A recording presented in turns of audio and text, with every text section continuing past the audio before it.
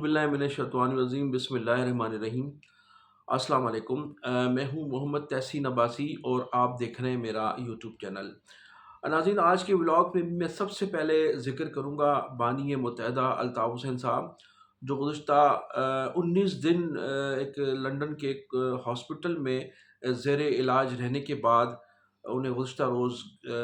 Discharge कर दिया गया है और वो अपने घर मुंतकिल हो गए हैं।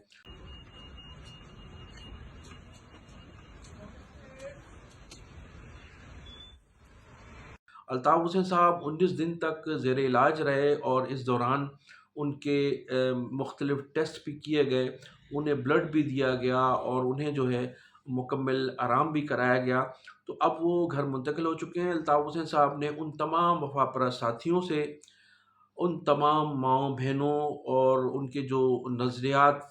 से वाबस्ता लोग हैं, उन तमाम लोगों का शुक्रिया अदा किया है जिन लोगों ने अल्ताफ़ हुसैन साहब की सेहतयाबी के लिए दुआ की,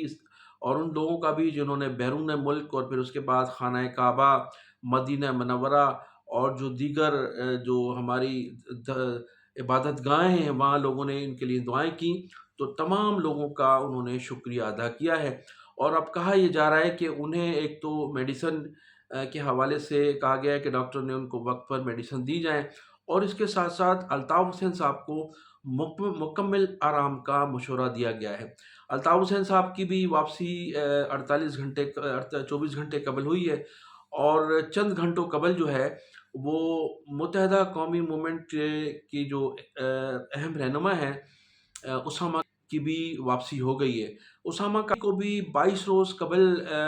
गुमशुदा किया गया था। उसके साथ साथ अर्तज़ा सिद्दीकी भी थे, और उससे कबल मोहसिन पंवर और निसार पंवर भी गुमशुदा किए जा चुके हैं। इन चारों में से अभी तक महज़ डॉक्टर उसामा की वापसी हुई है। और डॉक्टर उसामा और उसके साथ जो अर्तज़ा सिद्दीकी थे, उन दोनों का कसूर ये था कि वो सानिया गुल प्लाज़ा में रिलीफ़ का काम कर रहे थे। वहाँ उन्होंने एक छोटा-सा अपना मेडिकल कैंप भी कायम किया था और वहाँ लोगों को रिलीफ़ पहुँचा रहे थे। कुछ वो वक़्ती तौर पर ज़ख्मियों की मरहम पट्टी भी कर रहे थे, वहाँ लोगों के मसाइल भी सुन रहे थे और वहाँ लोगों की मदद भी कर रहे थे। 48 घंटों के बाद जब वो आराम की गर्ज़ से अपने कैंप से घर रवाना हुए, तो उन्हें रास्ते से ही गुमशुदा कर दिया गया था। तो अब कसूर ये था कि वो वहाँ लोगों को रिलीफ़ पहुँचा रहे थे, और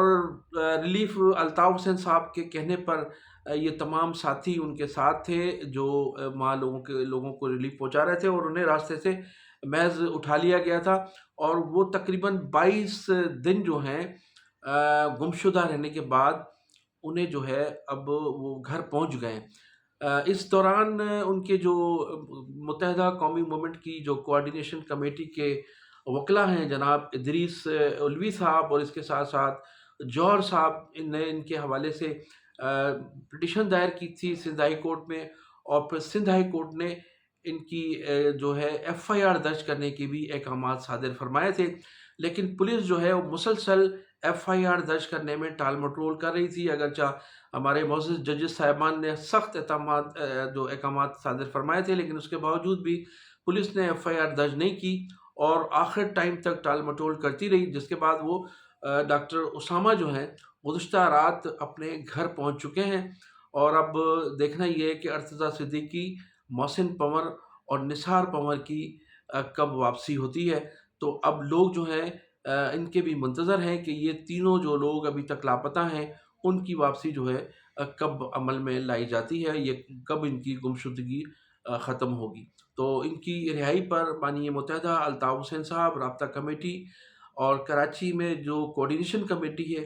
तमाम लोगों ने शुक्रिया अदा किया है, और तमाम लोगों ने जो है उसामा से राब्ता करके उन्हें मुबारकबाद दी है, उनके अहले खाना को भी मुबारकबाद दी है।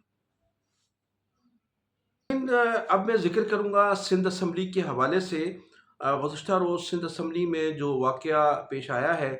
और जहाँ मुत्तहदा कौमी मूवमेंट बहादराबाद के जो लोग हैं, उनका जो आपस में जो इख्तलाफ़ात थे वो खुलकर सामने आ गए हैं। तो इस हवाले से मैंने कई वीडियोज़ में ये ज़िक्र किया है कि ये जो ज़बरदस्ती का निकाह कराया गया था متحدہ قومی موومنٹ بہادرآباد اور پی ایس پی کے درمیان، اس میں آگے چل کر ضرور جن کی جوتیوں میں دال بٹے گی، تو اب وہ دال بٹنا شروع ہو چکی ہے۔ آپ نے دیکھا کہ سندھ اسمبلی میں رانا شوکت نے کس طرح سے برملا اس بات کا اظہار کیا کہ وہ جو ہے وہ خالد مقبول صدیقی گروپ سے ان کا تعلق ہے۔ پہلے جب ہم کہا کرتے تھے کہ ان میں شدید اختلافات ہیں، تو ان کی تردید آ جاتی تھی کہ جناب ہم میں اختلافات نہیں ہیں اور ہم ابھی تک ایک ہی پلیٹ فارم پر ہیں۔ لیکن اب سندھ اسمبلی تک یہ بات پہنچ چکی ہے، اور سندھ اسمبلی میں رانا شوکت نے جس طرح سے کہا کہ انہیں تھریڈ کیا جا رہا ہے، اور پھر انہوں نے ایک واقعہ بھی بتایا کہ رکن قومی اسمبلی اقبال محسود نے ان کے آفس میں آ کر نہ صرف توڑ پھوڑ کی تھی، بلکہ ان کے جو وہاں لوگ موجود تھے ان کو بھی تھریٹ کیا تھا اور مجھے بھی مارنے کی دھمکی دی تھی۔ اب یہ اقبال محسود جو ہیں وہ رکن قومی اسمبلی ہیں، فارم 47 کے جو مینڈیٹ دیا گیا تھا ان لوگوں کو، اس کے وہ رکن قومی اسمبلی ہیں اس مینڈیٹ سے، اور اس کا تعلق اس ڈمپر مافیا سے ہے جس ڈمپر مافیا نے کراچی کے 250 نوجوانوں کو کچل دیا تھا۔ اور اقبال محسود جو ہے کئی ڈمپرز کے مالک ہیں، اور پھر ماضی میں یہ کہا گیا کہ جب یہ ڈمپرز کے ذریعے لوگ کچلے جا رہے تھے تو الزامات تھے پاکستان پیپلز پارٹی پر اور ان کے وزراء پر، اور وہ حقیقت پر مبنی تھے کہ شرجیل نام میمن کے اپنے ذاتی ڈمپرز ہیں، سعید غنی کے اپنے ذاتی ڈمپرز ہیں، اور آغا سراج درانی کے بھی اپنے ذاتی ڈمپرز ہیں۔ جب انہیں عوامی کی رد عمل کے طور پر آگ لگائی جاتی تھی تو فوری طور پر انہیں جو ہے ڈمپرز کے جو مالکان ہیں ان کو معاوضہ دیا جاتا تھا، لیکن مرنے والوں کو جو ڈمپرز کے ہاتھوں شہید ہوئے ہیں ان کو کبھی بھی معاوضہ اناؤنس نہیں کیا گیا، نہ تو صوبائی گورنمنٹ کی جانب سے اناؤنس کیا گیا، نہ ہی وفاقی حکومت کی جانب سے اناؤنس کیا گیا۔ اگرچہ متحدہ قومی موومنٹ بہادرآباد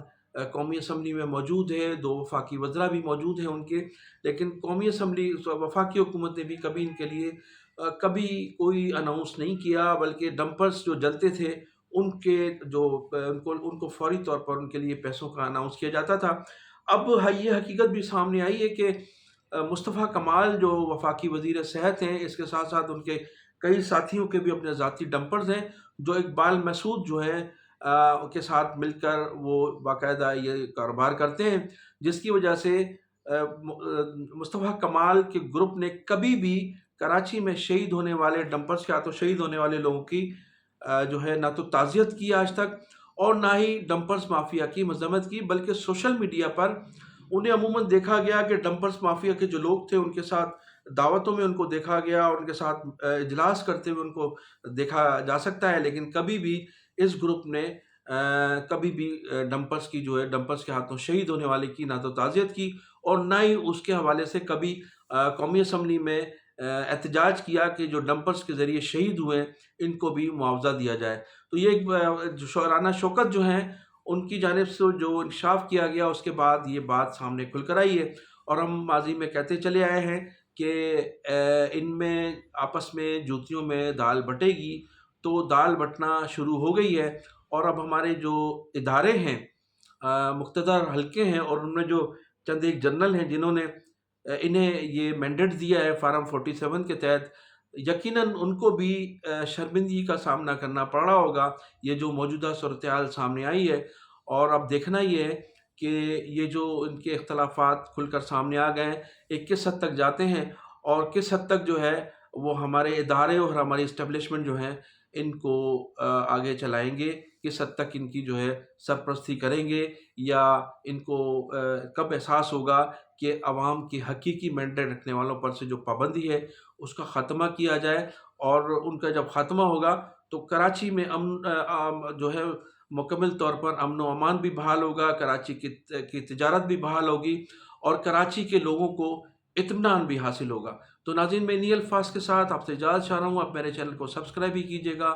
کمنٹ سیکشن میں اپنی قیمتی رائے کا اظہار بھی ضرور کیجیے گا۔ پاکستان زندہ باد، پاکستان پائندہ باد۔